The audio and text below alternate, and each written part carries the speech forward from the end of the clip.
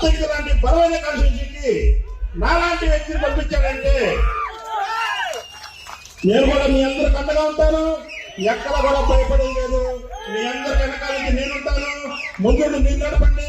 మీకు సమస్య వస్తే నేను ముందు నడుపుతాను. మా అంత మంచికైతే మీరు ముందు నుండి నేను వెనకాల ఉంటాను. చెడు వచ్చిందంటే నన్ను ముందు ఏం ముందుంటారు, మీరు వెనకాలండి. ప్రతి దానికి కూడా నేను ఉంటాను. ప్రతి పేదవారికి కూడా నేను అండగా ఉంటాను. ప్రతి సమస్యకి నేను ఉంటాను. ఎస్సీ ఎస్టీ బీసీ మైనార్టీ మహిళలకు కూడా నేను జగన్మోహన్ రెడ్డి గారు చెప్పిన విధంగా నేను అండగా ఉంటాను. ఈ రోజున పానీరెడ్డి నన్ను అద్దెకి పంపించాడంటే ఎన్ని రకాలుగా ఆలోచించాడో జగన్మోహన్ రెడ్డి గారు మీరందరూ కూడా ఆలోచించుకోవాలా. ఎవరైనా సరే టీడీపీ తరఫున ఎవరైనా సరే ఉన్న ఎమ్మెల్యే కాదు ఇంకో సారీ ఎవరు వచ్చినా పర్లా నేను సిద్ధం. నేను ధైర్యంగా ఉన్నాను. ఎవరు వచ్చినా పర్లా నేను ఇక్కడ అధ్యక్షులను పోటీ చేస్తాను, గెలుస్తాను. మన అద్దెకి నుంచి అసెంబ్లీకి ఈసారి వైఎస్ఆర్సీపీ అభ్యర్థి అసెంబ్లీకి వెళ్తాడు.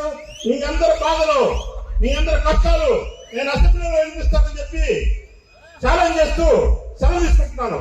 జై జగన్, జై జగన్, జై జగన్. గతంలో ఎన్నోసార్లు చెప్పాం. ఇప్పుడు కూడా నియోజకవర్గాన్ని ఎప్పుడు కూడా నంబర్ 1 గా తీర్చిదిద్దుతామని సభాముఖంగా మరొకసారి మీ అందరికీ తెలియజేసుకుంటూ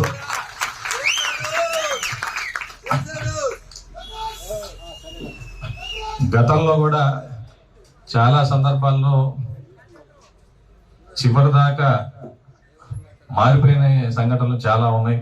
మొన్న కూడా నాన్నగారు ఓ సందర్భంలో పోయిన వారం ఓ మీటింగ్ లో తెలియజెప్తాం. ఉదాహరణకి ఎక్కడో కాదు, ఎన్నో మన రాష్ట్రంలో ఎన్నో జరుగున్నాయి. మొన్న తెలంగాణలో కూడా చివరిలో కూడా మార్చిన దాఖలు చాలా ఉన్నాయి. అంతెందుకు ఈ నియోజకవర్గంలో నాన్నగారే 94లో ఒకరికి బీఫామ్ ఇచ్చినా కూడా వాళ్ళు కాదు అని చెప్పి ఇండిపెండెంట్ గా వేసి మళ్ళా ఒక పార్టీ మద్దతు ఇచ్చిన దాఖలు మన నియోజకవర్గంలో మన దగ్గరే జరిగినాయి. సో ప్రతి ఒక్కరు కూడా అది గుర్తుపెట్టుకోవాలి. సమయం చాలా ఉంది. సో ఎవరు కూడా అధైర్యపడవద్దు. తప్పనిసరిగా జగన్మోహన్ రెడ్డి గారు మంచి నిర్ణయం తీసుకుంటారని ఇప్పుడు కూడా నాకు ఆయన మీద నమ్మకం ఉంది. కాకపోతే కొన్ని శక్తులు అడ్డుకున్నాయి. అవన్నీ వారు ఎవరు ఏందో కూడా మీ అందరికి కూడా తెలుసు. వారికి కూడా ఆ యేసుక్రీస్తు మంచి బుద్ధి ప్రసాదించాలని, మంచి ఆలోచన ఇవ్వాలని,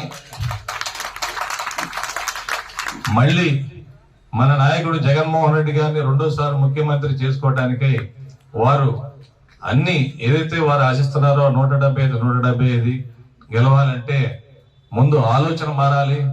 ఆ ఆలోచన మార్చుకొని మంచి నిర్ణయం తీసుకొని ఏదైతే మన నాయకుడు కోరుకుంటారో 175 సాధించాలి అని మరొకసారి ఆ యేసుక్రీస్తు వారికి మంచి ఆలోచన ఇవ్వాలని మరొకసారి కోరుకుంటూ, అదే విధంగా మీ అందరు కూడా మన నాయకుడు గౌరవ జగన్మోహన్ రెడ్డి గారు మళ్ళీ రెండోసారి ముఖ్యమంత్రి అవ్వాలని మీరందరూ కూడా ప్రార్థించాలని కూడా మరొకసారి మిమ్మల్ని అందరినీ కోరుకుంటూ, మరిన్ని వీడియోస్ కోసం ఛానల్ ని సబ్స్క్రైబ్ చేయండి. లేటెస్ట్ అప్డేట్స్ కోసం వాట్సాప్ ఛానల్ ని ఫాలో చేయండి. అండ్ లింక్ డిస్క్రిప్షన్ లో ఉంది.